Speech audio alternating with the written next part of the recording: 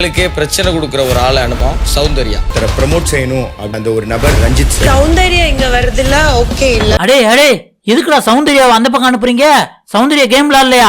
ஆனா அதை விட மோசமா மேனேஜர் டீம்ல விளாடுற விஷாலையும் தரிசிக்காவும் அனுப்பலாம்லடா. ஏன்டா அப்படி கொடுமைப்படுத்துறீங்க அப்படிங்கிற மாதிரி தான் நம்மளுக்கு கேட்க தோணுது.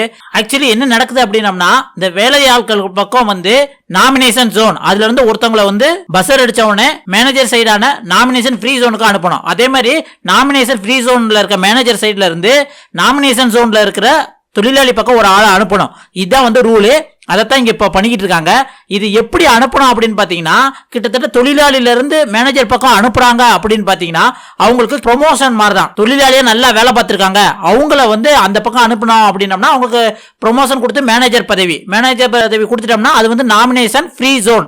அதுல இருக்கிற ஒரு ஆளுக்கு நாமினேஷன் ஃப்ரீ ஜோன் கண்டிப்பா கிடைக்கும். அதுல ரஞ்சித் அனுப்பதா முடிவு பண்ணிருக்காங்க. ரஞ்சித்துக்கு ப்ரொமோஷன் கொடுக்குற அளவுக்கு அந்த அளவுக்கு அங்கிட்டு வேலை பார்த்திருக்காங்க அப்படின்னு கேட்டீங்கன்னா அது கொஸ்டின் மார்க் தான். ஏன்னா அதை விட சத்யாவா இருந்தாலும் சரி, அன்சிதாவா இருந்தாலும் சரி, அருணா இருந்தாலும் சரி, ராணவா இருந்தாலும் சரி, ரயானா இருந்தாலும் சரி, இவங்க நல்லா வேலை பார்த்தாங்க.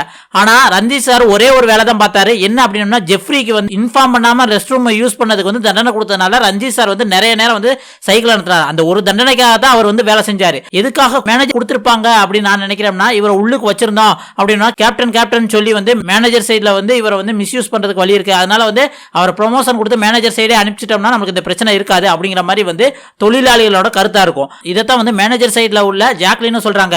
ரஞ்சித் சாரை விட அங்க நிறைய பேர் வேலை பார்த்தவங்க இருக்காங்க, அவங்கள அனுப்பலாம் அப்படிங்கிற மாதிரி சொல்றாங்க. ஏன்னா இவங்க ரெண்டு பேர்த்தையும் அவங்க டீம் மட்டும் செலக்ட் பண்ண மட்டும் போதாது, ஆப்போசிட்ல இருக்கவங்களும் இப்ப ரஞ்சித் சார் தொழிலாளர் இருந்து மேனேஜர் சைடு வராங்கன்னா மேனேஜர் ஃபர்ஸ்ட் அக்செப்ட் பண்ணணும். அந்த மாதிரி மேனேஜர் சைடு ஜாக்லின் மத்தவங்களும் ரஞ்சித்தை அக்செப்ட் பண்ணாத மாதிரி சொல்லியிருக்காங்க.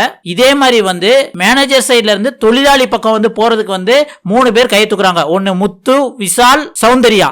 இவங்க 3 பேர்த்துல மேனேஜரா சரியா வேலை பார்க்காதனால அவங்களுக்கு டி ப்ரொமோஷன் கொடுத்து நாமினேஷன் ஜோன்ல அனுப்பிடணும்.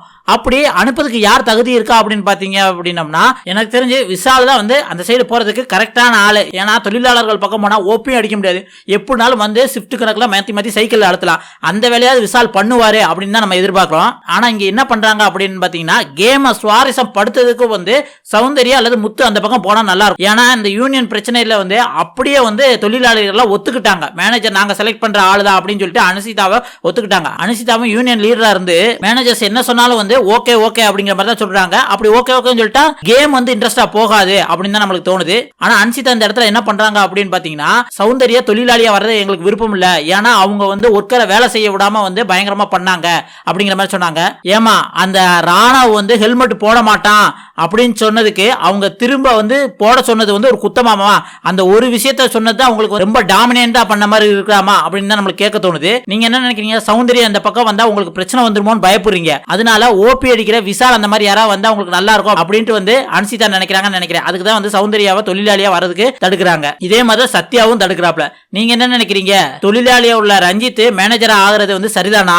அதே மாதிரி மேனேஜரா இருக்க சௌந்தர்யா டி ப்ரொமோஷன் ஆகி தொழிலாளியா ஆகிறது சரிதானா? உங்களுக்கு என்ன தோணுதுங்கிற மறக்காம கமெண்ட்ல சொல்லுங்க.